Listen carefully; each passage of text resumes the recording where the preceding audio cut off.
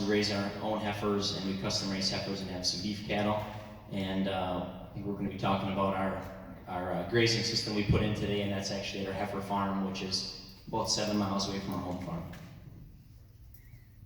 And so I throw this slide in there because it gives you an idea of what this parcel of ground looks like. I guess I would say there's a lot of sensitive areas that are intermingled in these fields. We've got some wetlands, we've got some, lowland, and so this shows the fence layout that was put together by a grazing specialist from our agency. And so the whole aspect of this was probably putting roughly about a third of the farm in improved pasture, a third of it staying in cropland that could be having a cover crop that was either harvested or grazed. And then there was a good portion of this farm that was marginal or not being utilized to its fullest extent. And so it actually goes down in the lower right-hand corner now to be included. And so, Jake, you want to just talk a little bit about your goals and why you wanted to take this step in grazing heifers? Yeah, great. So as Barry said, I don't know if you can kind of see in the middle of the layout. There's quite a few ponds in this property. This is some land we just started farming about 5 years ago.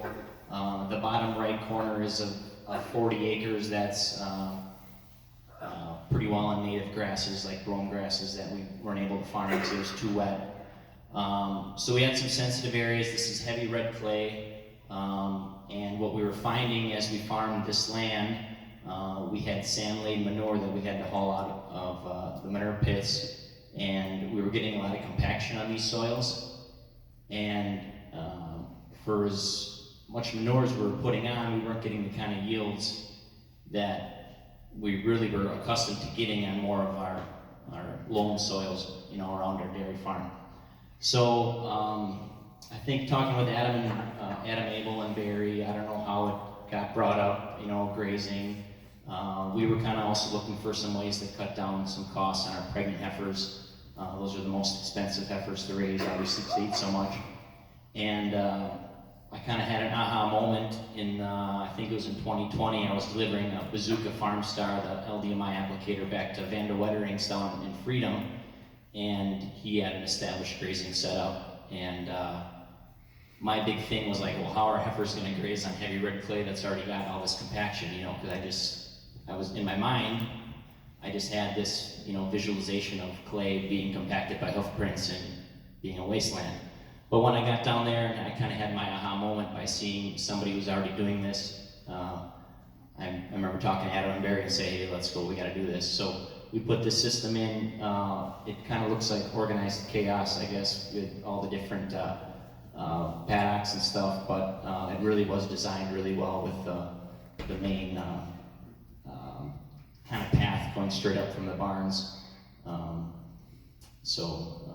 Yeah, just to give a little bit of idea here, these divider fences in here may look like chaos, but the little yellow openings, let's call them gates, those fences don't extend all the way to the outside fence. So they're meant to be harvested with semis, okay? It's just a way of setting the system up to work for whatever kind of equipment you have. I'm going to step back. That's what it looked like November 20th.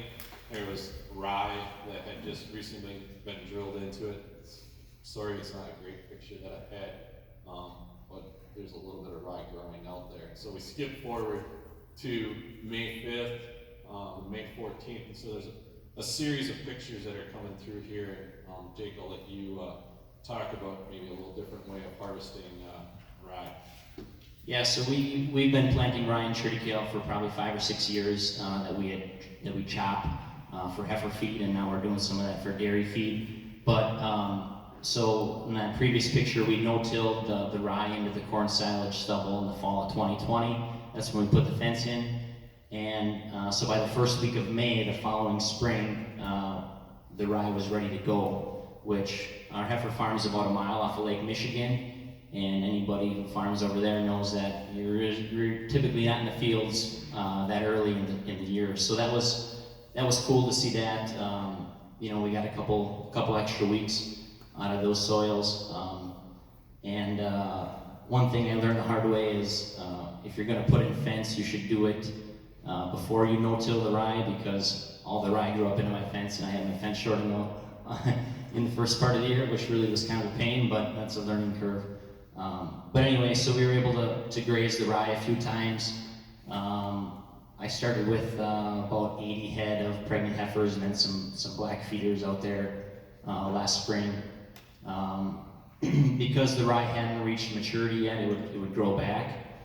So that's why about every, I'd say 3 weeks, I was able to get a pass of rye through the heifers, and we did that 2 or 3 times. And then actually, because it kept growing back and we had other places for the heifers to go eat, we ended up chopping the rye off. So just May 25th, you can see, you know, that rye, I'm standing there. It's got to probably be a good waist high. You can see it's been harvested, or, you know, munched on before. And obviously, we still got evidence from the grazing that had occurred previous. So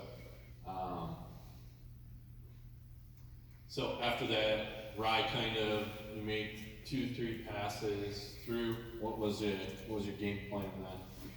So after we chopped off the rye, then finally, in the middle of June, we came through with a low disturbance manure toolbar on the back of one of our manure tankers and put on like 8,000 gallons of liquid manure.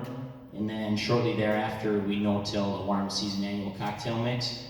It had about 8 different species in it. You can see sorghum Sudan. There was some brassicas like purple top turnips and forage rape, which really had a lot of growth. The heifers really liked that. And then we had some legumes like hairy vetch and some different clovers in there. And I know I threw some buckwheat in there, just trying to get, you know, as Jamie was talking about before, just trying to get diversity out, get more living roots out into the soil. And so this field in the fall of 2019 was a complete disaster when we had to chop corn silage off of this field. It hadn't had a cover crop, and it was a heavy red clay, and we were driving every which way direction to try to get the corn off, like everybody kind of knows how that went. And I don't know if Barry's got a picture of this, but we did, once this cocktail mix got grazed a couple times, we were out there doing a little video shoot, and Barry had a shovel, and he put his shovel into the soil, and it was like black chocolate cake, you know, it just crumbled apart. So it was, I never thought it would be that fast that we could improve the soil health on the farm. And I think it's exciting about, you know, what's going to become in the future with, you know, stacking the practices on top of each other with the grazing and the cover crops that we're talking about. So this just shows a little bit of the sequence of the grazing of the cocktails. You know, here's on September 2nd on the picture on the right. You know, it kind of looks like it's destroyed, but in fact, you know, we come back, or it comes back on September 23rd. That is going to regrow. So maybe not as much sorghum Sudan because that's more of a warm season, but maybe some of the other species that would be below it. It was really interesting just to watch, and I'm sure Jake felt the same way of like how these animals harvested this forage. So they'd strip all the leaves off the sorghum Sudan, as it kind of looks like in the picture in the upper right.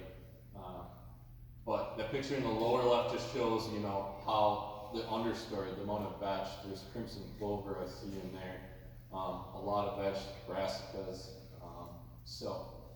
And you know, Jamie told me what I was going to speak about this afternoon, and so I see fungus out there, and I don't know fungus, you know. So we're snapping pictures. Jamie told me, what is this, you know? So she tells me it's a Tenomyces, a fungal species, and so, you know, this morning she talked about that bacteria fungal ratio, and so in our soils that we're actively tilling, we're really high on bacteria.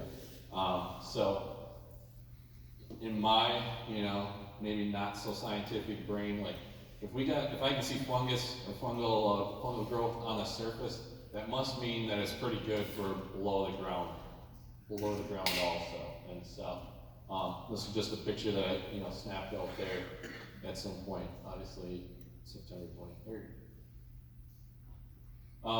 And so I took these, October 22nd. Obviously at that time, sorghum Sudan, or the sorghum, is not really growing as well. But when was the last time you went through there and grazed? So we had heifers out there until the week before Thanksgiving, so right before deer hunting we put them in. We had this double crop system on about half the land, on the northern part of the land, and then we had the established grassworks mix. So we kind of had different areas on the property for the heifers to move about, so they weren't on this double crop mix every day of the year. But we got a good 6 months. And the goal is next year to hopefully get them out there, or this year, excuse me, to get them out there in April to kind of extend it even longer, because every day we get the heifers out in the pasture, that's money saved for us. So. And I don't think there was really any way of keeping up grazing rye this spring. We found that out pretty soon.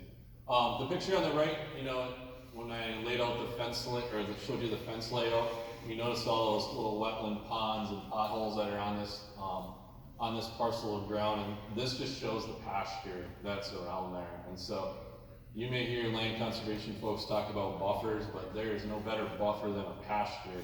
I mean, that whole area is buffered. And so this was planted to the grassworks mix, which is a really good grazing mix of clovers and meadow fescue and bestiolonium. So I guess the last question, Jake, that I got for you is plans for 2022.